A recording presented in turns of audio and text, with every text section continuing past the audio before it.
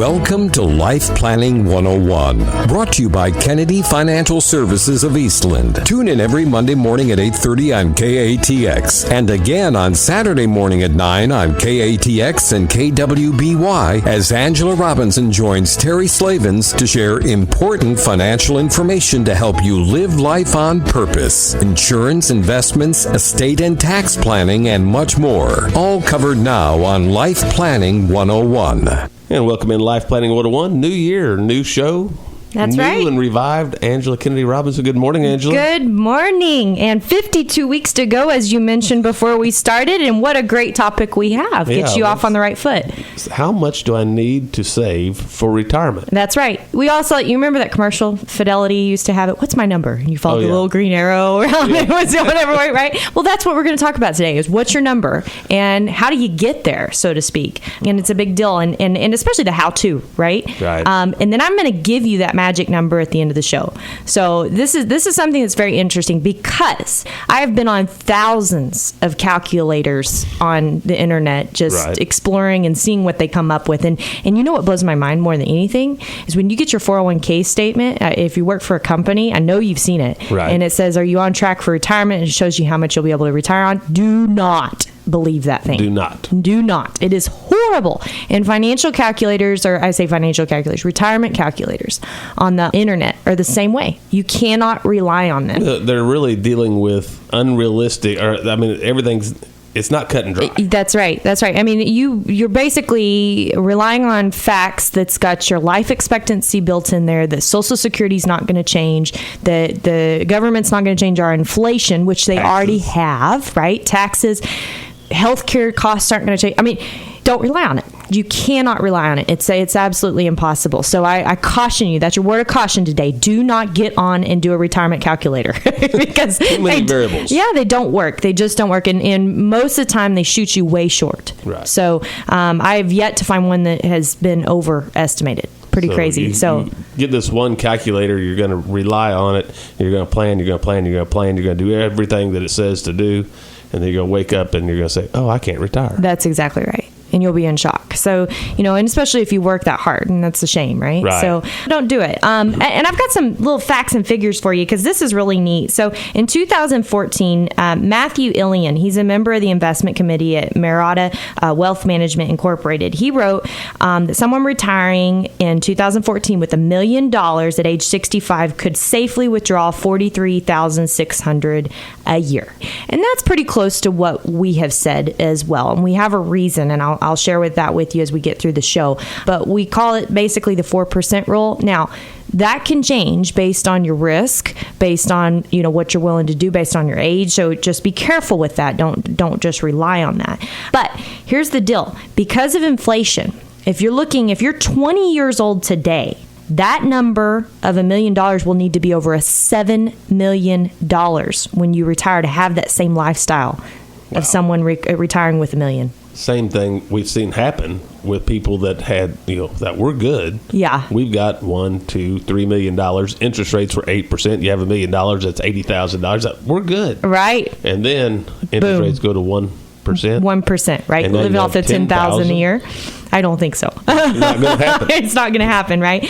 So, and I think a lot of people hear that and they're like, that's unfathomable. I can't think about that. It's impossible. But let's backtrack for a second. Let's go back to 1970. 1970, that $1 million that would provide someone $43,600 a year would have been, in those terms, $166,000. Isn't that crazy? That is crazy. It is nuts to think about that. So, that's what we call purchasing power. You've heard us say on the show so many times that you can't be completely conservative, because you will go broke safely, right? It'll feel really good that you got your cash, but you're going to be dipping into your principal heavily. And this is the reason why, this little story right here. So it's pretty impressive to be able to hear this. So, so what do you need to be saving? And I think that's the biggest question as you go along in life. If you're in your 20s, your 30s, your 40s, your 50s, your 60s, or even 70. And we're seeing that, people that are not retiring at 70 years old because they can't retire. pretty painful. Not because they don't want to. They can't. Yes.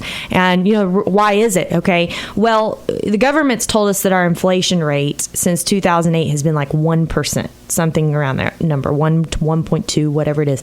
That's false. Right. It is inaccurate. What the government has done, and excuse me if I heard any political feelings here, but this is the truth. We are in tremendous amounts of debt. That is no surprise, right? Everybody knows that. And so what is the government going to do to try to curb that? Everything they can. Right. Okay. And one of that is mess with consumer price index, which is what your Social Security is based off of on the increases for inflation. So just to give you an example, in 2008, inflation was 4.2%. So you're telling me since 2008, we have not had as much inflation as we did from 2004 to 2008. I don't think so. I don't know about that. We went through a couple bad years, right? Recession. We had 2008, 2009, maybe even 2010, 2011. But 12, 13, 14, 15, 16 at 1.2% a year, I don't think so. I shop. I know. Compared to price of beef. That's exactly right. That's exactly right. So, you really have got to think about that. And you got to think, and why is that important? And here's something that's interesting to me. This was like a little scenario done, of a 25-year-old that had a starting salary of $50,000. They would need to save about 14.65% of their salary to replace their income at retirement in 45 years. And that's assuming an inflation rate of 4.5%. So that's not unreasonable. Right. That's not a crazy number, 14.65%. The problem we get into is when do we really start saving for retirement? Probably when it's too late. Yeah. Later rather than sooner. Later rather than sooner. And, and to each his own, but we all have a different story. So some of us didn't get out of school till later. Some of us switched careers and had to start over. Some of us lost jobs. Some of us started a business. Some of us, there's tons of stories, problems. Right? Health problems that could have come in the way. So to be able to say that I can do this from the time I'm 25 to the time I'm 65 is merely impossible to be able to do. So you have to kind of have yourself some benchmarks to see where am I at right now, and then where do I need to be? So when we come back, we're going to talk about that. Where are you at right now, and are you on track necessarily? That will be coming up next right here on Life Planning 101. It's a brand new edition of Life Planning 101 2017. We'll be back right after this.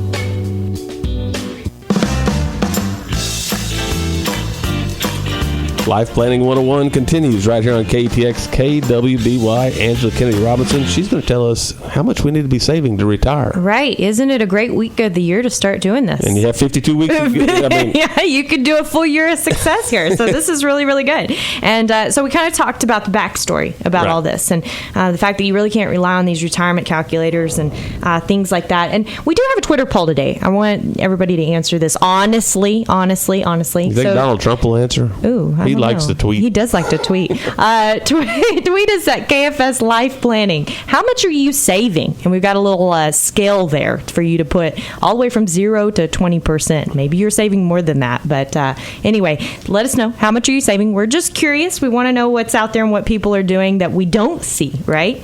So I do have a little treasure in my toolkit for those of you that are retired and you're trying to help your kids and grandkids get a good start in life. And so I had someone ask me recently, they said, what's the best thing for me to do for my kids? Should I help them pay for their college, or what should I do? Well, this is kind of the answer I found this morning, and I loved it. I started working the numbers. Yeah, it works out really good. So best financial gift you could give someone, all right? If you initially had $20,000 set aside, you would only need to save $1,598 at 7% annual return in order to be a millionaire by the time you're 65. Okay. And that's starting early. Okay. So the biggest thing for you, like I'm saying, a gift is that starter money. Right. Give them that chunk of money to be able to start out and, let them know, hey, if you leave this alone, this is what it affords you, $1,598 a year. I mean, that's it to get a millionaire. Okay. What if you added another 3% inflation? Because we were talking about inflation earlier. Well, it'd be worth over $3 million in 40 years. And then just imagine if you actually put aside $2,000. Or more, you'd have over $5 million. Wow. Wouldn't that be great? Yeah. So, in my opinion, let them pay for their college. Because could they afford $2,000 of savings a year on top of paying for college debt? Possibly. Way better than saving 15% of their annual income. Oh, yes. Yeah. So, yeah. So, I mean, if you think about a doctor getting out of school, if they're making $50,000 a year, to save $2,000 isn't a whole lot of money. Right. But if you told them, hey, you need to start saving 20%, $10,000 a year, now what are we looking at? Yeah, that's a lot of money. That's a lot of money. So this could potentially be the best gift that you give someone, is that starting chunk of change to be able to do it. And there's ways to do it that make a lot of sense. We actually helped one of our gentlemen that we've been working with for years set this up for his grandkids last week. And it was really cool. It was actually a tax play for him. It worked out really awesome. So there's all kinds of ways to do it, but it is a really, really good gift to be able to do. So let's get into some facts and figures of where you at. Is it enough? And then we're going to have at the end of the show that number that you need to have. You aren't going to want to miss that in the last segment of the show. But let's go through some different age groups here. And I'm going to start with the young ones. We'll start with the 30-year-olds. And here's the interesting thing is, even if I tell you a number on the show, it's not completely accurate for you. You really need to be able to know what's best for your situation, because everybody is different. I mean, look at your next door neighbor. You may have the same incomes in the same households, but do you have the same lifestyles? Do you do the same things? No. Do you have the same health issues down the road? No. Do you have the same families, family dynamics, same kids, grandkids? Do you have kids that are dysfunctional? No. I mean, there's all kinds of things that can affect this. So, one size doesn't fit all. That's right. So this is not a one size fit all. This is just kind of a guideline to go off of. And here is the bottom line to this. The more income you make, the higher percentage you need saved. Because the lower income you make, the Social Security can make up for that spread. So, for instance, if you're age 30 and you make $50,000 a year, you should have saved at least $20,000 by then. Okay. And now this is assuming that we have a 2.25% inflation, 6.5% return on your investment. So inflation could be higher, your returns could be higher, but it nets out to about 4. So that's what we look for when we're doing planning anyway, is that that real return after inflation being about 4%. Right. So, if you had about $50,000, you need about $20,000 saved now. If you had $75,000 of income, you need over $80,000. If you had $100,000 of income, you need 130% saved by the time that you're 30. So you need $130,000 saved up. Okay. If you make $200,000 of income, you need $400,000 saved up or more. Okay, so that just kind of gives you some guidelines to be able to look at. And you can see how it escalates. The higher your income is, the higher your needs are, because you got to think about it. Social Security caps out, and you don't get any more. So if you're only able to make $30,000 a year with Social Security, but you're accustomed to a $200,000 lifestyle, yeah, you got a lot of supplementing to do. Does that make sense? Yes. Yeah. So that's why that number escalates so quickly. Okay. So there's your 30-year-olds. Now let's jump to age 50. What if you're 50? How much do you need to have saved by now? All right. Well, if you're at that $50,000 a year of income, all right, you need to have at least $125,000 saved. A lot of people are saying, wow. Yep. All right. So let's go to $100,000 of income. $450,000 saved. So that's 4.5 times your income by the time you're 50 years old. Now, this is on track to be able to retire for 65. Right. Okay. So a lot of people want to retire by the time that they're 55 or 60, and we're seeing more and more of that. It's interesting. People are sick and tired of being sick and tired, I guess, and they're wanting to do it. So these numbers can drastically change for that. But this just, again, gives you a guideline. If you make $200,000 a year, by age 50, you need to have at least $1.24 million saved. Great days. Okay. Yeah. So pretty crazy to think about those numbers. Now, here's the one thing I don't want you to do. If you're listening right now and you're thinking, well, that's where I'm at and that's where I'll never hit that, forget it. Don't say that. Don't give up. Don't give up, because there are ways to be able to help you out. Does it mean something's got to change? Yeah. My dad has a saying, could you, would you, when? Could you change your lifestyle? Yeah. Yes. I could. Could I change the way I budget? Yeah, I could. Could I downsize? Yeah. Could I not drive new cars? Yeah. Could I do things a little different? Yeah. Absolutely. Would I do them? That's the kicker there. Woo, right? Okay, so now got to start weighing things. Now, trust me, by the time people reach 50 to 55 years old, they finally start thinking about this. They don't think about it in their 40s. Right. But they start thinking about it in their 50s. It's the empty nester syndrome, okay? The kids are gone. Ooh, party time. Let's go have fun. I want to rope all the time, or I want to golf all the time, or, they get this little feeling like, ooh, I'm ready for retirement, right? So it becomes more serious and you start thinking about it. And so would you becomes a big play in this. Would you do it? Yeah, you're an empty nester. Those are usually the years you have the best saving power that you can save, okay? Especially if you go by the theory of, hey, let's just give our kids $20,000 when they get out of college and we'll let them pay for their own college, right? Now, everybody's a little different on that subject, and that is something we get into depth about, is which outweighs one. Do you want your kids taking care of you if they had to in retirement, or do you want to be able to pay for their education?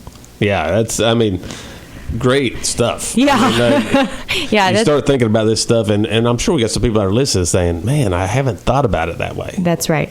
Right. But you got to think about it. You have to think about it, and you have to think about those priorities. And, it's the beginning of the year. Set a New Year's resolution. Think about this now before it's too late again, right? Right. So, it's really important. And if you're in the 50s, you are in your best earning power potential by statistics ever, right? Right. You've got an empty nest, so your kids are out of the house. You don't have daily expenses there. You're usually at your highest earning. Yeah, hopefully. You're usually at your highest earning potential in your career. Right. Okay. So you have the ability to push back more money than ever before. So now it's all about lifestyle choices. If it's really important to you in 10 years that you are on a golf course, what I suggest is maybe between now and 10 years, you try to do everything you can to adjust that. So could you do it? Would you do it? Then when? First day of 52 weeks in the year. Let's try it now, right? now. Okay, let's try it now. So it. that's really big. Okay, so that kind of gives you some ideas on when, in what age, and how much, all right? And like I said, none of this is black and white, and it can't be set in stone. It's just some guidelines to be able to go off of, because all this can change, and there's a number of factors that can do that. So when we come back, what I'm going to talk about is those factors that contribute besides your savings, and what you really need to be dealing with, how to do it, how to get there, right? And then that magic number that I promised you that you'll know when you hit gold and you can retire. It'll all be right here on Life Planning 101 when we come back on KTX KWBY. Life Planning 101 continues here on KTX KWBY. Most important segment we have. Yes. You're going to tell us that magic number. That magic number. We're talking about how much you need to save for retirement. And we've been through the back history. We've been through, so where are you at and where do you need to be? Now, how do you do it, right? And if you're behind, how do you do it? And what do you do if you're retired? How do you do it? And keep retired, right? So there's a lot of factors here, and there's a lot of little intricacies that play into this. Number one is the risk you're taking in your portfolio. And a lot of people overlook this. They just pick a model or think they're comfortable with something or think they're on the right track. And they're absolutely not on the right track, unfortunately. You have to let your dollars work for you. You know that theory of compound interest that you learned about in school, where when dollars earn money and they earn money on top of that and they earn money on top of that, builds, right? Beautifully. Right. You got to let it work.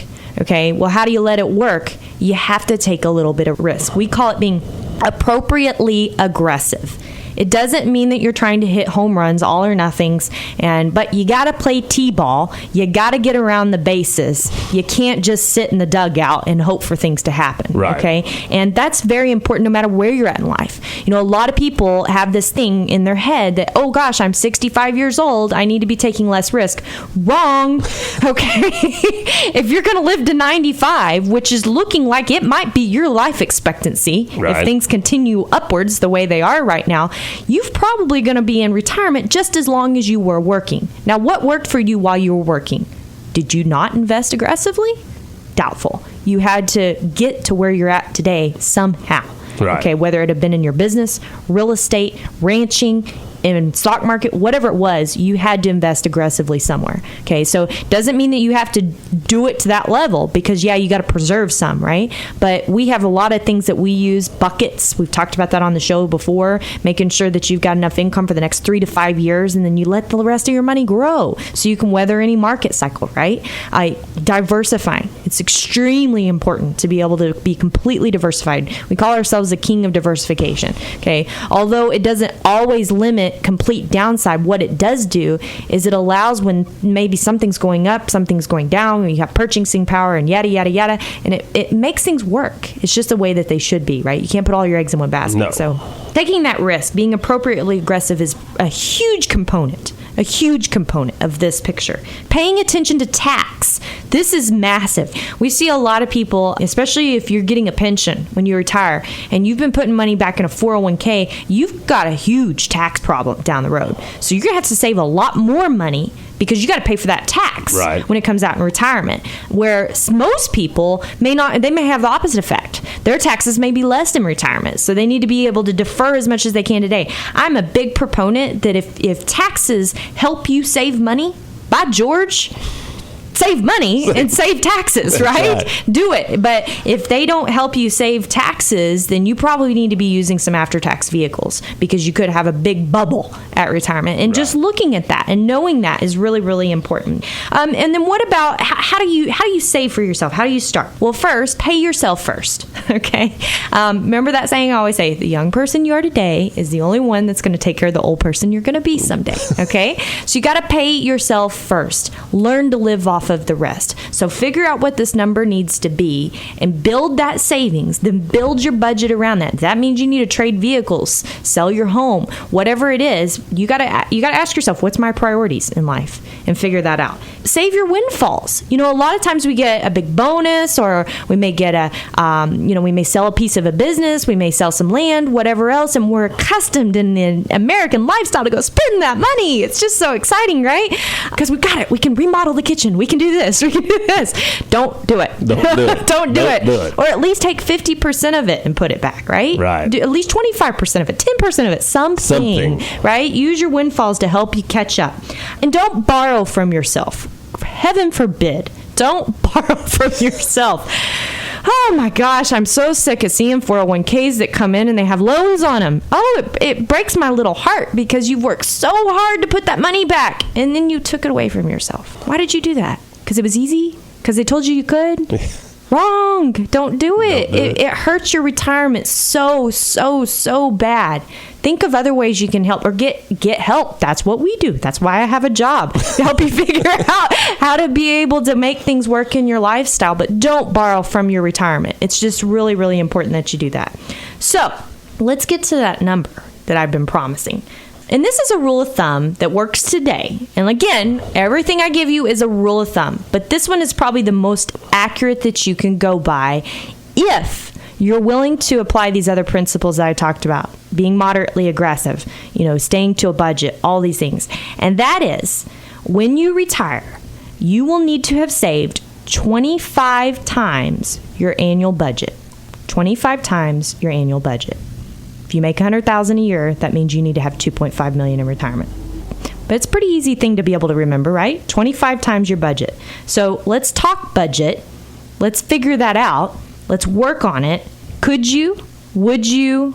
Win. Right? 52 weeks left in the year. Happy New Year. Carpe diem. And start saving for your retirement. Help yourself out. God bless. Now. That's right. God bless. And my name is Angela Robinson with Kennedy Financial Services here in Eastland, Texas. So happy to be on the show. So happy for all of our listeners who listen in every week. Thank you. And Happy New Year again. Thank you for joining us for Life Planning 101, brought to you by Kennedy Financial Services of Eastland. Tune in every Monday morning at 8:30 on KATX, and again on Saturday morning at 9 o'clock on KATX and KWBY for more Life Planning 101. Advisory services offered through Smart Money Group, LLC, a registered investment advisor. Securities offered through Carlton & Associates Incorporated, member FINRA SIPC. Kennedy Financial Services Incorporated is an independent of Carlton & Associates Incorporated and Smart Money Group, LLC.